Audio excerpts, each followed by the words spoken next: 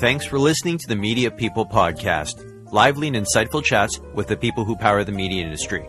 I'm your host, Victor Genova. For more episodes, you can go to mediapeople.ca or subscribe wherever you get podcasts. Views expressed by participants are personal. Making the jump to digital advertising can be challenging, especially if you're coming from the broadcast world. Moving to a new medium while pivoting careers can make it even more difficult. But today's guest, Cheryl Luciani, did just that. Cheryl's the director of digital ad sales at Star Metroland Media, but it was broadcast buying where she got her start, planning and negotiating multi-million-dollar television campaigns for brands such as Johnson Johnson and Coca-Cola. She pivoted not only into digital media, but also media sales when an opportunity to cross the aisle with Rogers Media presented itself. Cheryl Luciani sits down to chat with us about growing up in small-town Ontario, her time in college studying desktop publishing and advertising, moving from media buying to media sales, and leading digital ad sales for one of Canada's largest news media companies. Star Metroland Media is the coming together of Star and Metroland in a cleverly named Star Metroland Media. But basically my role there is to support digital revenue growth across our retail and national sales teams. And the company is very different. It's different since I've joined, but certainly it's changed exceptionally in the last year. We have new owners, Paul Rivette and Jordan Beetove, and they've been spending and investing in our company like crazy, from applying for a casino gaming license to launching parcel delivery to investing in a content studio and a dozen podcasts. There's definitely a big shift in the feeling in our organization, the entrepreneurial spirit, I think of it more as a pivot to it's news, but it's not just newspaper. I want to go back to the beginning. You are a small town girl, but you've lived in many small towns. Where are you from originally? When you say that, I of course play the song in my head, but Listowel, Mount Forest, and Tillsonburg would be the big three from my childhood for sure. Literally, you're describing cottage country to me. So a lot of Canadians go there. A lot of Canadians go there for their weekend home, but that was home for you. So, what was life like growing up in? Pick one of the towns or just cottage country in general. Well, Listowel, we lived across from a park. So a lot of my time was spent at the Ball Diamond or at the tennis courts and rallying the neighborhood kids for, exploring the local creek, the Maitland River. And then by the time we moved to Mount Forest when I was in grade 6, that started to evolve a little bit to include more, bike riding and dance routines and I would say we got to venture out a little further, but it's not dissimilar. They're only a half an hour apart. And Tillsonburg, I felt like I reached the big time. They had 2 malls in town. We never had any malls or a McDonald's growing up in Listowel or Mount Forest. It was a major issue while I was there. So Tillsonburg was exciting because you could go to the malls in high school and we could go to McDonald's late night. And it was a little bit of a more elevated small town experience. So you've already mentioned that the family moved around a little bit, but you said that you added it up once and you moved 20 times in 21 years. You've got to be traveling light if that's the case. I added it up when I was trying to come up with something interesting about my life. It was a question that came up when I was at Media Edge when I first started. And I did the math then. I did move that many times. Some of them were just from house to house, aunts to uncles across town. But I wasn't carrying a lot with me then. It was an air mattress and basically my clothes.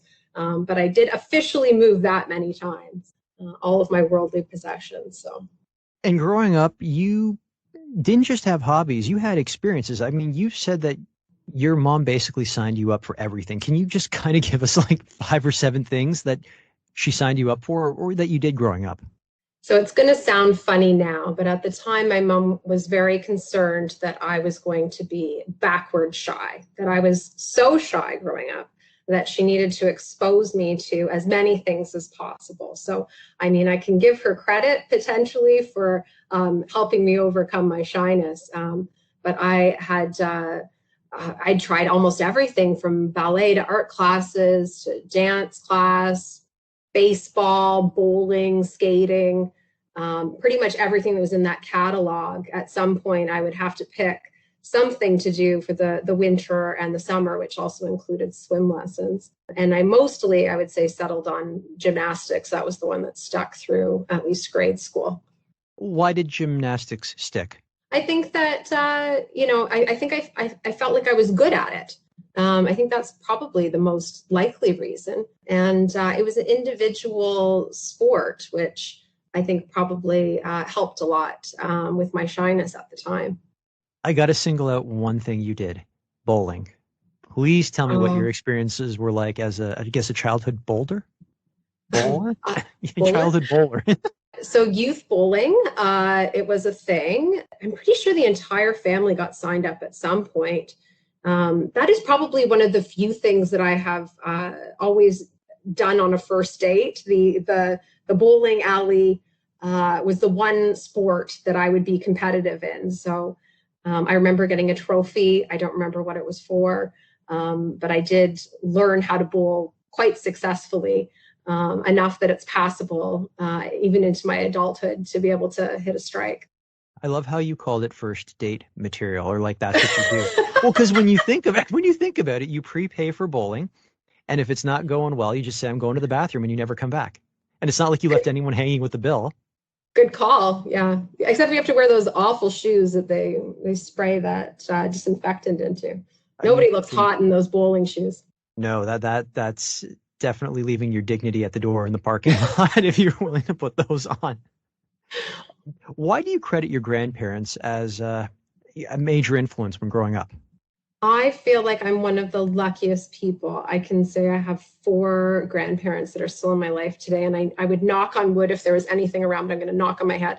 I have just been so grateful for their influence for 40 years of my life, and now having their influence in my kids' life. My kids have 4 great grandparents to share, their stories with and to get to know. And honestly, like, I can feel myself getting choked up because I'm like, oh, it's been such a tough year with COVID and not being able to get that time in that you really count on. And I love my grandparents a lot. What was your first ever job? This all comes full circle, and I feel like I blocked it out for many years. I didn't really recall it until you asked me the question. It was a paper route. I'm pretty sure that I would have been 9 at the time because we were still in Listowel, and I shared the route with a neighbor, and we would deliver the Saturday Star with our bikes. And our wagon. And interesting that fast forward this many years later, I'm back at back with my first employer. Now you're running the show there for digital ad sales. Well, I wouldn't call it running the show, but certainly working with lots of smart people on digital ad sales. When you were delivering the Star, I imagine it was a paid, like it was a newspaper subscription, so you had to go around and collect. Was that difficult for you? Because that can be an intimidating thing. I delivered newspapers too, but it was a free newspaper. And I can't even imagine what it's like trying to go back and get people to pay for their subscriptions, because that was on you to do. I don't really remember it creating any issues or challenges for me. But I don't know, how could you not pay a 9-year-old kid? So I think that it was just likely without any issues or static. I think that people were happy to pay for the product that they were receiving, if I was to guess. But honestly, it was so long ago. I can't say that I really remember that part of the job. I remember the cold, wet mornings. Did you have to put the papers together too, like the different sections with flyers, or did it come fully assembled to you? Oh, geez, I don't know. I feel like it came fully assembled, but like, I don't know, Victor. I'm too old to be answering questions from when I was 9. Maybe I'm traumatized from my paper route, because it's all very visible for you. Oh God, I can't even imagine trying to collect on a subscription because I delivered a free paper, and I got to tell you, if like what would happen with the Mississauga News is they would list all of the flyers that could, not should, be in the newspaper because the flyers were localized. Like if there was a store that wasn't in that neighborhood, they weren't going to pay for the flyer to go there. And people would complain all the time and be like, I didn't get this flyer. And then sometimes my boss would be like, why didn't they get this flyer? And I'd have to be like, you didn't drop it off. Maybe it wasn't supposed to happen in their area. And I would just kind of dread and be like, thank God I don't have to go collect money from these people because they're going to withhold it if they don't get their Canadian Tire flyer. Because that's like, I'm not joking. People were holding on to. People are really obsessed with flyers. I think that you're either a flyer person or you're not. But if you are looking for that weekly flyer, it's a really big deal when it doesn't arrive. Oh, God, yeah, especially if it's one that you absolutely want. Remember catalogs, like the Sears catalog, Consumers Distributing? Remember that? Yeah, I do. Oh, my God. That was like our Amazon before there was Amazon. Well, and I mean, even, this past year in particular with the kids home, they love cutting stuff out that, the craft aspect of flyers and catalogs. They look forward to cutting those pieces of paper out, gluing them, and then, doing hearts around them. And it's a project. If only we could get them to businesses to just print on one side of the paper. That would be the trick because they've had to be creative and cut holes in the back to show both products. I think there's some sort of brand engagement research in what your kids are doing with the flyers. And I'm half joking when I say that, but there's got to be an academic somewhere going, well, wait a minute. If they spent an hour playing with the Canadian Tire flyer, shouldn't we test their recall? Like what was on page 2? What was the price of the mower? Was it electric or gas? Go. Absolutely. And just see if the kids remember. Well, and time spent. I mean, think about the value and the influence. Well, take it back. Take it back to the team. After graduating high school, what brought you to George Brown College? And why study desktop publishing? And before we go any further, George Brown College, you're relocating from basically cottage country, Ontario, to the big city. It's in Toronto. Did you have any sort of culture shock moving to the big city for the first time? Oh, well, I was commuting from Mount Forest for, I think, at least the first few months. Really? George Brown College? How long I would was wake that up. commute? It was a couple of hours. It was a 2-hour commute. But I'd wake up at 5 in the morning to get there for that 8:30 class or whatever it was. And it wasn't too bad until I moved to the city. But the difference between small town living, I didn't really experience until I moved a few times later in Toronto. In small towns, you say good morning to people when you're on the sidewalk. You don't pass by people and not make eye contact. And I remember telling my mom at the time that one of the lessons I had to learn coming to the big city of Toronto is you have to change the way that you walk. And I would call it my bitch walk. You might need to edit that out. But it was, eyes straight ahead, walk with purpose, like you know where you're going. You make eye contact at people, but you don't say good morning. You don't ask how people's day has been when you're at the stoplight. You carry on. And that was something I had to figure out, I think, a little bit the hard way. But it did come back around later on after a few moves. There are pockets of the city that are very friendly and that it feels like a small town in the city of Toronto. So why study desktop publishing? What was the attraction there? It was an easy, obvious thing for me to do next. I had always planned on going to university out of high school.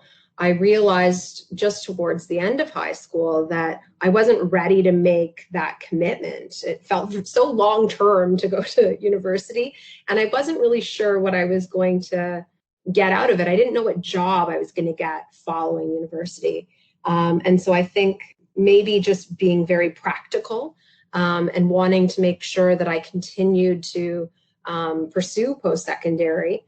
I ended up picking desktop publishing mostly because I was working for my mother at the time. She had a photo studio, Main Street, Mount Forest.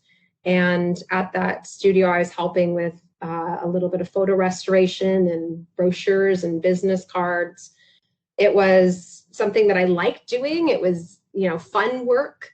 So I thought that it was a good, easy opportunity to become more skilled in it, skill that I could bring back to the store but hopefully not. Hopefully that led to a job outside of Mount Forest and some, additional opportunities. So that was the plan. Just stay in school and make sure that when you come out of it and you've spent that money for tuition, you know that you're going to get a job. No, I completely agree with you there. I mean, I think it has something to do with baby boomer parents. Like I've talked to other people about this, and it's weird because baby boomer parents were able to do so much for their families, but it seemed like they did not have any sort of professional fulfillment or satisfaction. So they're like, you're going to go to university and you get a degree. And it's like, okay, what next? And they were like, it'll sort itself out. And it's just like, well, that doesn't sound right. Yeah, I think I was just really now. practical at the time. I think, money was really tight. And it was a lot of money to go to school, and I was going to take out a student loan, and I wasn't going to do that without knowing that I was going to be able to pay it back. So you indulged your creative side, we could say, at George Brown College. And then after graduation, you re-enrolled at Georgian College, not to confuse them, in Barrie, and you studied that.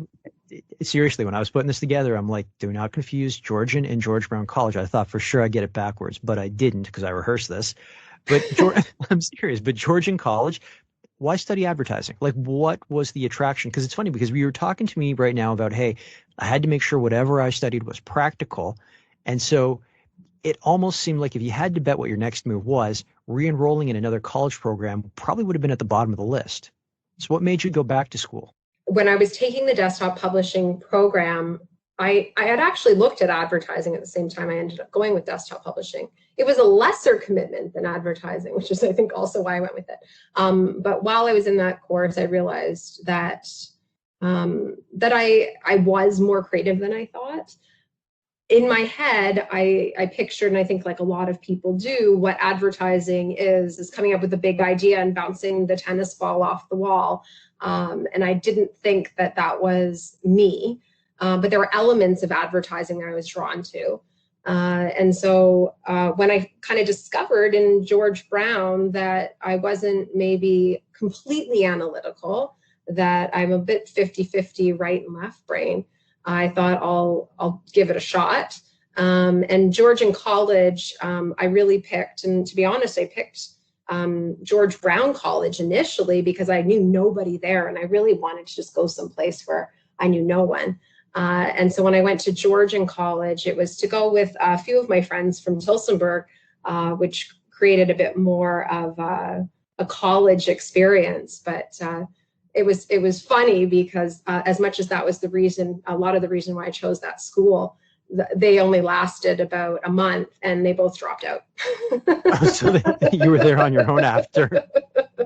Yeah, I was there on my own after, living in Oro Medonte without a car and trying to coordinate new roommates that would be agreeable to driving me in back and forth to my college courses every day. And thankfully, I found three guys that were so happy to be living in a beautiful cottage on the water that they agreed to shuttle me and chauffeur me back and forth. Well, that's a pretty good deal. I mean, that's a good selling point, cottage on the water. And correct me if I'm wrong. You mentioned this to me years ago when we were working together at Rogers. Yeah. You still do some work with Georgian College. Like, aren't you, I guess, I don't want to say TAing, but marking or judging student work coming in as a professional in the classroom? I really enjoyed being part of their Georgian Advisory Committee. And I did it for many, many years. And we would grade the year-end projects. They'd do their IMC presentations.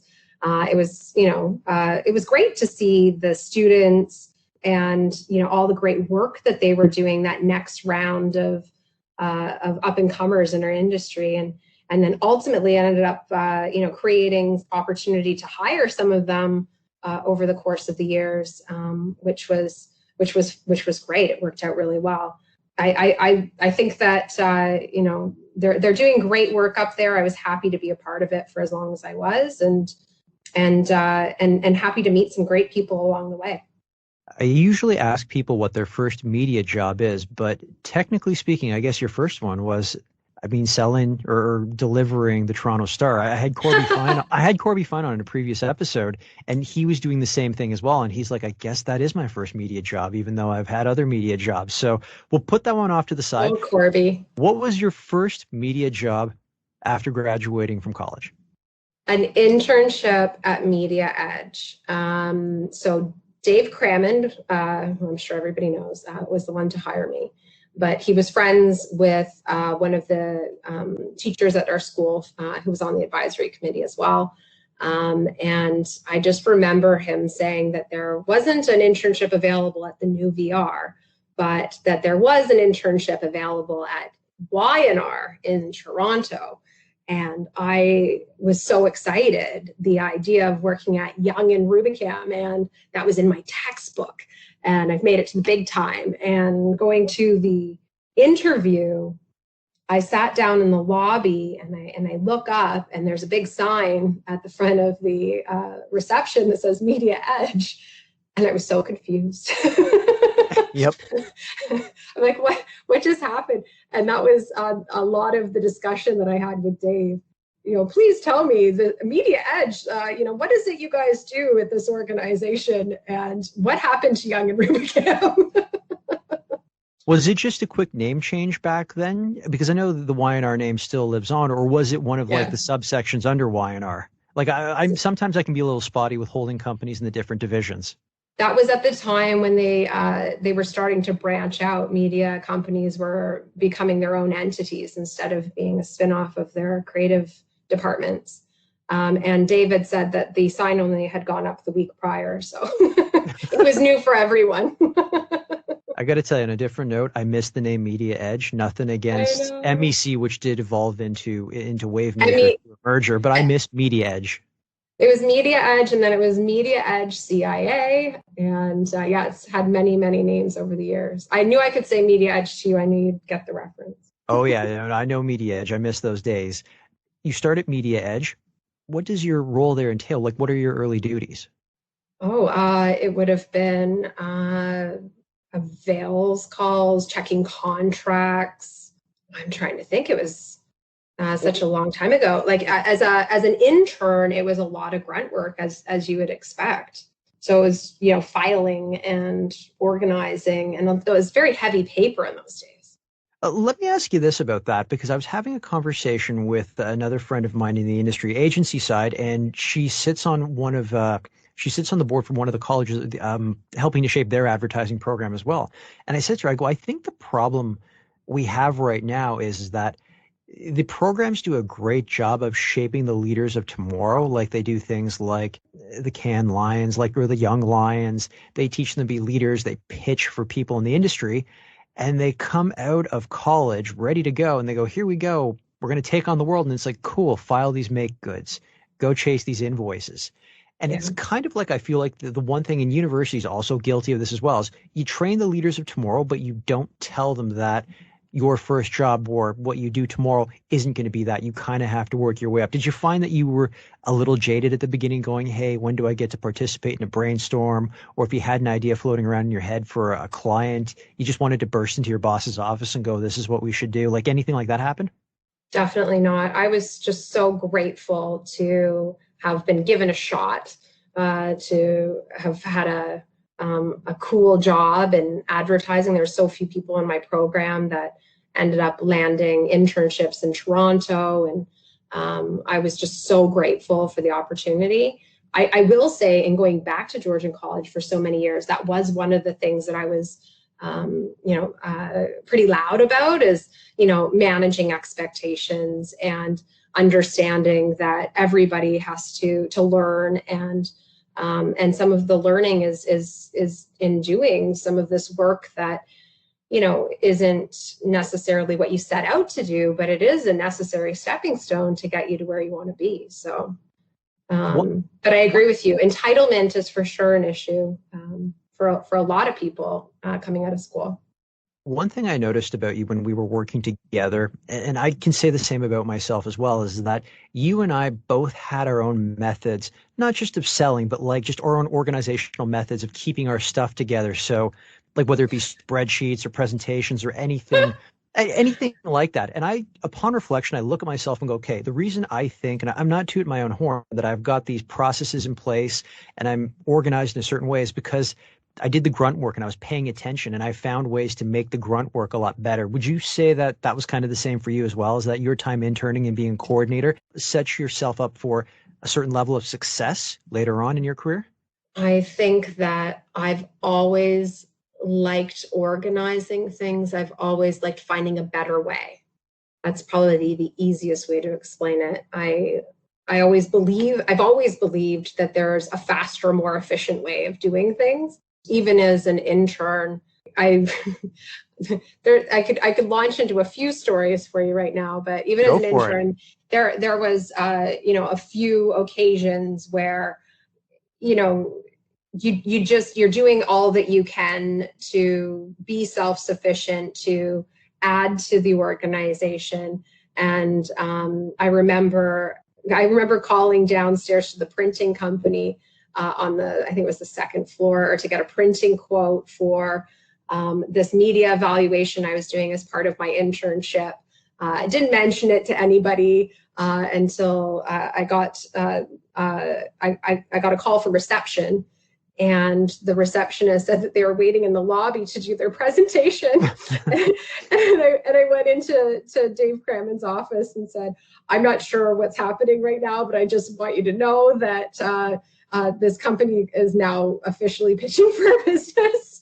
And I just needed it for the line item to fill in that column of the spreadsheet for what our media evaluation was. So yeah, funny stuff like that ends up happening. But I think it's all under the, with the best of intentions to try to be as accurate as possible, but also get the information without having to be a burden to other people and to add value.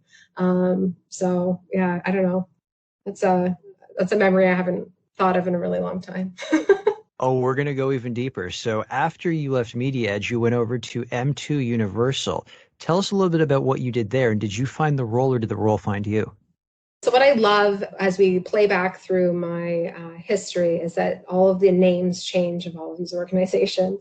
Even when I started at M2 Universal and my duration at that company, it was M2 Universal, and then I was with UM, and then I was with J3, and it was all part of the same kind of ownership group and team and leadership. But yeah, when I started over there, I believe the role found me, but it was so long ago. What I really remember is I remember Dennis Dinga. I don't know, did you work or come across Dennis as part of your career? The name sounds familiar, but I can't say I've ever met him or spoken to him. Okay. So Dennis Dinga was a character and a half, and he was such a fun guy. I had a nickname for everyone, but I do remember in my interview, and Karen Reith will back me up on this point, he asked me how much I was making, and I didn't want to answer him because I knew that it wasn't going to help. He was, going to underpay me as a result. And so I took a risk. I read the room and I just asked him how much he was making. I just looked at him and I go, how much are you making? and he kind of looked back at me a little bit surprised. And then I thought that was quite funny. And basically I got the job. I maybe I exhibited good negotiation skills. I'm not quite sure, but I did end up making the money that I was hoping to make in as part of the move. And internally, you moved around a little bit. You've already alluded to that. You went to the sister agency J3, where you were working on things like J&J and Coca-Cola. I mean, why the shift? What was the opportunity to say move down the hall or move up a floor? It was a promotion. It was a promotion to supervisor. I was so excited. Helen Brathwaite worked down the hall from me, and she would come by. We'd be working late after hours, and she'd chit chat. And I actually think that part of the reason she wanted me over there on her team is just for some late night company. We didn't work super late, but quite often we were the last two in the hallway. So I was really grateful for the promotion and for her taking a chance on me, and she was a great mentor and helped me a lot in my career. What did you learn from the different types of clients you had the opportunities to work on? Because all of them bring their own sets of, I guess you could say, concerns, KPIs, things like that. Like no two clients are identical. So what did you learn, say, from working on pharma or CPG versus, say, I mean, Coca-Cola falls under CPG, but like they're kind of their own beast separate from J&J because it's like pharma CPG. You know what I'm saying? I'm doing a poor job of describing this. I do know what you're saying. I'll be honest, I didn't find a lot of differences necessarily between the accounts, as much as they all had their own nuances, their own demos, their own kind of rules. It was more about the people that were on those accounts and the clients that were on that business. It was more about learning dynamics necessarily than necessarily executing on that buy. Each client, would have been at different spend levels. You would have had different commitments and different challenges. But I think that's what I learned about broadcast is there's a lot of opportunity in just understanding what makes it consistent and to kind of simplify that process. So much of it is just riddled in duplication of work and a lot of repetitive work. And so it's really exciting when you see leaps forward from a technology standpoint for the industry. And just as I was leaving, that's when the electronic spreadsheets were coming into vogue. So I haven't been on that side in a while, but hopefully it's a little bit faster and a little easier to execute. So after your time at J3, you made what I would say is probably one of the biggest pivots of your career. You turned around, you left the agency world, came to the dark side, you did media sales, but it wasn't broadcast sales, it was digital sales. Tell us how that came about. And I wanted to ask you, was it a bit of a cold shower for you? I knew that I needed a change. I felt like I had learned a lot in broadcast and I was still enjoying myself for the most part. But I started to realize that I needed to expand my scope. I needed to create more opportunities for myself long-term. There was a lot of people, there still are a lot of people that are in senior roles in broadcast and they're not going anywhere anytime soon. So it's there's a very small cohort of people that are at the top of the food chain from a broadcast standpoint. Looking down the hall at the world of digital, it seemed like a ton of opportunity, a lot of organizations staffing for it. And I started, it was right at the time where we started to have the shift into a video strategy. And even within the organization, the digital team and the broadcast team and how that was going to come together in the future was something I was giving a lot of thought to at the time. So I was worried if I raised my hand and said, I want to learn digital when I was agency side, that I would have to do it in addition to my current responsibilities. They weren't going to say, well, you can do a little bit less of broadcast and pick up a little bit of digital. I was going to be just working late and trying to figure that out on the side. So I thought, you know what, I don't think of myself as a salesperson. You and I talked about this already, but as much as I am in sales, I rationalize it in a different way. And in making that leap over, I thought, you know what, I'm willing to do sales if it means I can learn digital. I think that's, a good way to propel my career forward and to learn, have an influx of new. And then I was really just lucky. Deanna flew me in, who I'm assuming, did she hire you as well, Victor? No, I was hired by Mary Lepage. So I think she had just moved on as I started at Rogers. I think I missed her by a couple of months. Got it. So Deanna had called on me when I was an assistant buyer on the Ford Mazda business at Media Edge. And it's just, I think, a good lesson for anybody that hasn't learned it. Be nice to everybody, especially your sales reps. Because Deanna, at the end of it, ended up hiring me to be a digital rep. She knew I had no digital experience. She knew me as a television buyer. And really took a chance on me, which I'll always be grateful for. When I worked with you, I learned something interesting about sales that I still use today. Do you want to know what it is? Oh yeah, I'm dying to know. Because one thing I used to notice about you too is you are a fantastic closer, But I looked at the volume of what you were putting out, and I'm just like, there aren't enough hours in the days to do all this. And I remember you sat me down once and you're just like, I just put it in an email. And I was like, really? No big fancy deck? And you showed me how if you drop enough knowledge about your own products to the agencies, you don't have to talk about that anymore. You can get past the kind of, I guess, first date with them about here's all the wonderful websites we have in our audiences, and you can drill down on specific solutions. And if you do that enough with them, then you can put your ideas into a simple email. And I'm not saying that there's not a convincing format, but it's not like you need a huge deck or a PDF for that. All you need is that really convincing, straightforward email, and then they can imagine how that would play out in one of our properties or one of the websites that you have there. So that's something I definitely took away from you, and I still use that to this day. I've always said this. I don't like being called a salesperson as much as I definitely am a salesperson. I get that. I think of myself as a matchmaker. I picture like a wall of products behind me, and I'm grabbing a little bit off of a bunch of shelves in order to meet the challenges that are put in front of me.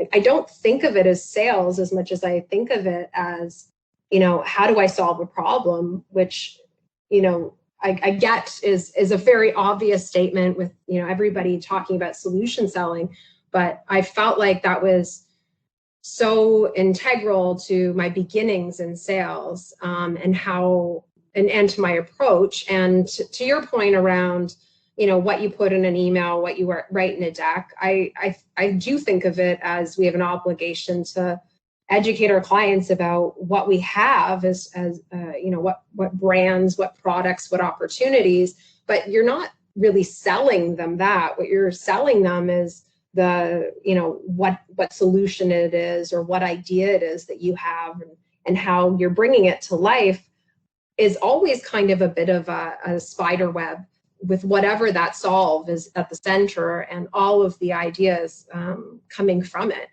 And I would say that has been consistent, whether I was at Rogers or even now at Tourstar. Let's make sure that you can distill your idea down, because putting a whole bunch of slides in a deck to explain your product still isn't selling an idea. I completely agree with you. And I like the fact that you're using the term solution, because when I left TV years ago and went to digital, I kind of had to reboot the way I thought and think like a solutions-oriented person, not to diminish broadcast at all. But I mean, you were on the other side, you know exactly what it's like. And I'm oversimplifying it, but if someone puts together a plan for you like a TV rep puts together a plan for you, and they say, hey, you know what? You wanted to buy 6 GRPs. Here's what the split is between Prime and Fringe. Here you go. And it posts at like a 7. They look like a hero, and then they're likely to come back to you. We don't really have that in digital. You can actually over-deliver, I guess, financially, and give them a little bit more value and still kind of fall flat on your face if whatever they're tracking on the back end doesn't equate out to what they think it was supposed to be. If you haven't asked questions before you made that sale, then you've failed. Oh, yeah, you're doing it by the seat of your pants. Absolutely. I completely agree. You are going to fall flat on your face. Well, yeah, if you haven't asked the question what you're being measured on, and you haven't asked somebody to explain to you what it is they're trying to accomplish, somebody else will. So like if you don't have a plan for how this is going to be a success and renewed and something that builds, then it's sort of, I don't want to say a waste of a conversation, but it's you're not making everything out of it that it should be. And it shouldn't be a one and done conversation. It should be the beginning of a lifelong relationship, partnership, until something better comes along, and you hope that day never comes. It's a good way of putting it. So what were you able to leverage and utilize from your agency days that helped you find success in sales? Well, you get exposed to every different type of sales personality, and you quickly realize what sales styles you appreciate or gravitate to and which ones you don't. I spent a lot of time, honestly, thinking and observing the people that I was interacting with, and how they approached business, and how they got my attention, which ones I would respond to, which ones I wouldn't. And I tried to apply that to my approach. I was fortunate to work with a lot of really great sales reps in broadcast. Like, you got kind of the best of the best. It's a very lucrative career. And I was actually one of the reps on my business I ended up working with at Rogers. And interesting to kind of be able to compare notes on both sides of the equation.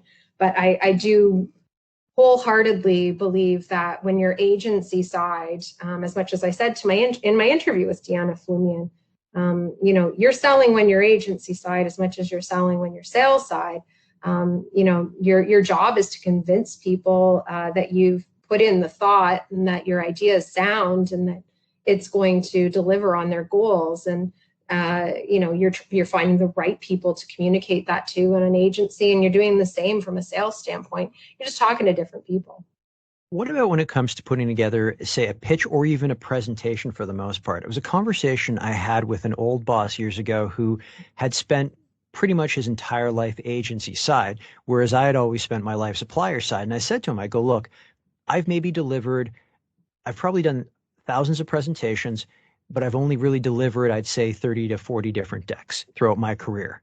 You, on the other hand, have been exposed to thousands of different presentations. You've got to know what works way better than what I do. So I would lean on him for a little bit of input there. Did you find that when you came into the sales or solution side of the business, you were looking at presentations going, nope, that slide's not going to work. Nope, you got to change that. I can already see that getting cut out of the deck as well.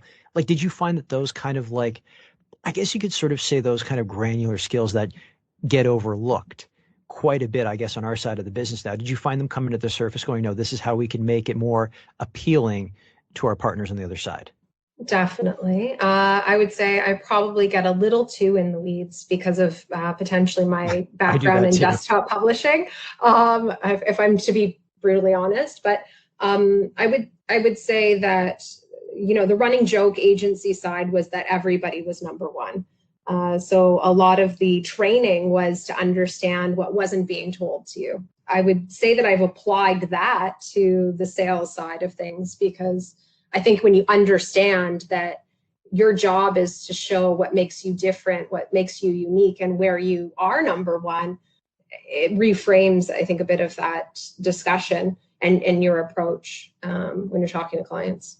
So at Rogers, you started off as a rep, moved up to sales manager, and now you're at Star Metroland Media. So let's start off with the first part. How did you find the role, or did the role find you? Headhunter reached out, and I wasn't actively looking from Rogers. I'll be honest, they hooked me with a couple of things. One being there was a typo actually in the job posting saying that it was work from home. It's like, oh, interesting. Oh, damn. I later found out that wasn't actually the case, but that is part of the reason I took the call from the recruiter. And ultimately it was a promotion at the time. So but I was wooed as part of the interview process. The man that hired me, Steve Schrout, as now a career coach. I realized through the process, I'm like, this guy's going to be good for me. He's just really structured and organized. And I'm like, you kind of leave for bosses, right? You want to pick a good one. And so I was really swayed by Steve and taking the role. That and the fact that some of our former Rogers peeps were over at Tourstar. So I love Perry Bell and have the utmost respect for Perry Bell. So when I found out that he was there, I was so excited. And then I learned that John Boynton was over there. And I didn't know John from my Rogers days, but his reputation, of course. So I was, pretty excited to get the job offer and to be able to make the move. As scary as it was, because it, you really do become so deeply entrenched in organizations that, the people become such a big part of your daily life. And it feels almost like a breakup when you leave jobs. It's hard to keep in touch with everybody, and you miss hearing about how people's weekends were and what's going on in their lives. So for that part of it was hard to leave, but so far so good at Star Metroland, and I've been enjoying the ride. Cheryl, this has been a fantastic chat. Are you ready for rapid fire questions? I'm terrified. Hit me. Okay. I'm going to ask you to pick your favorite child, the campaign you are most proud of. Catalane. And I feel like I have to be the most proud of it because it was the first one and it ended up becoming a sale. Yeah, but it ended up becoming a lot more than that with Nestle Purina. It spawned a bunch of really big programs. And I also got to meet one of my now dear friends. So for that, I would say it's the one I'm most proud of.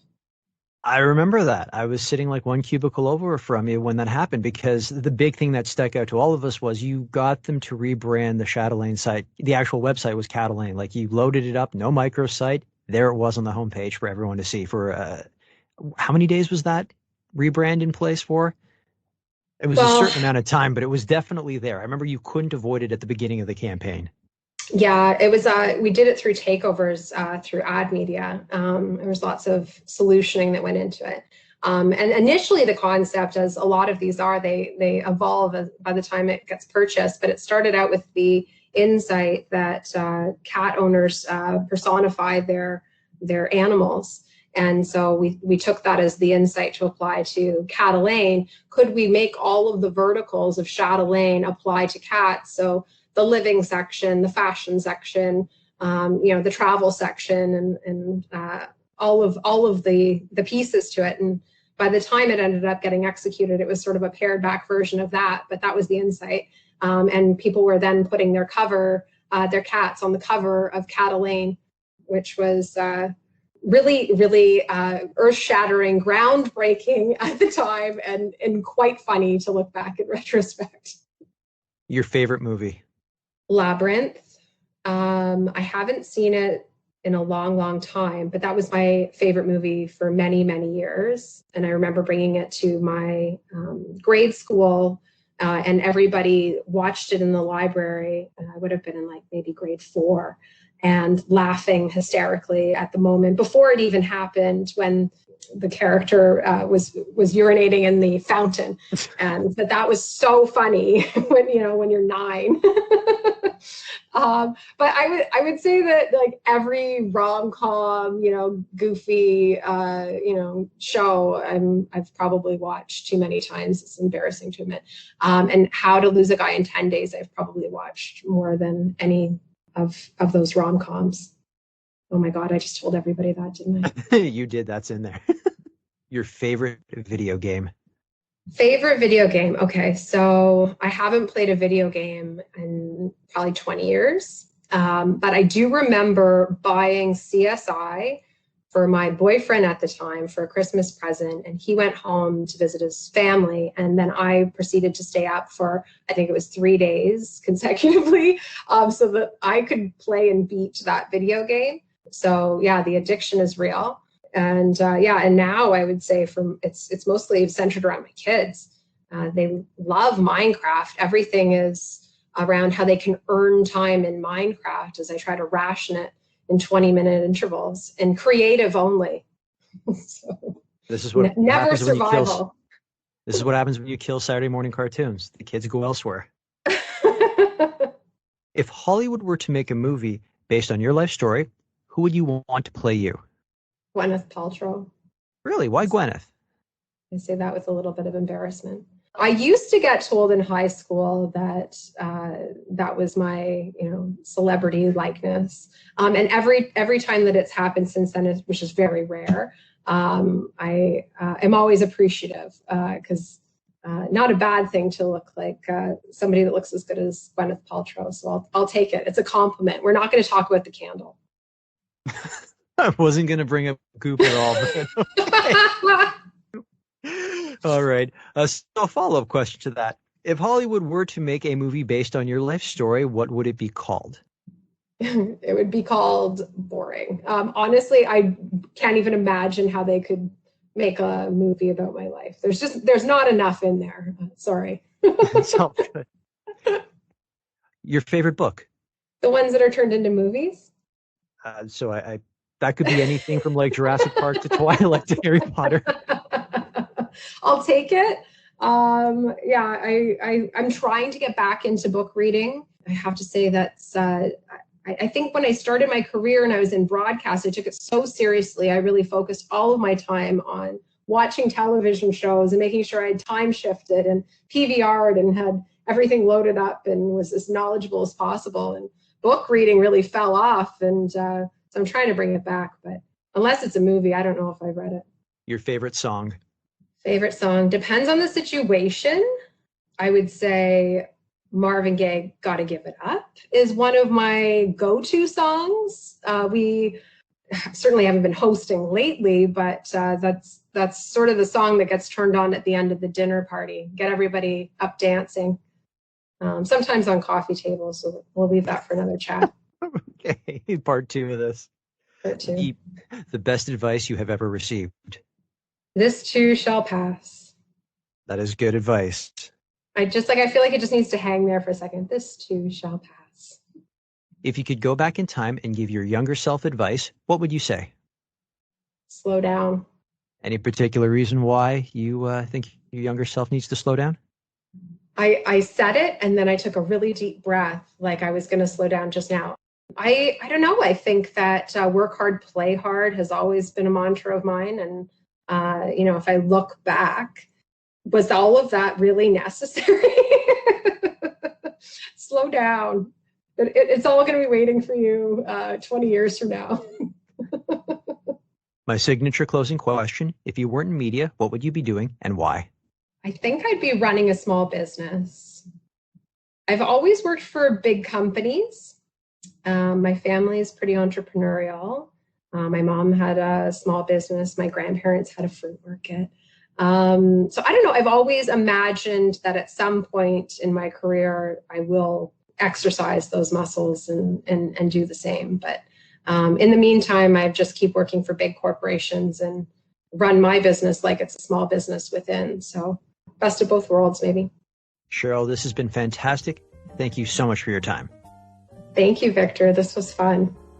That's it for today's show. For more episodes, you can go to mediapeople.ca or subscribe wherever you get podcasts. And don't forget to follow me on Instagram @VicGenova.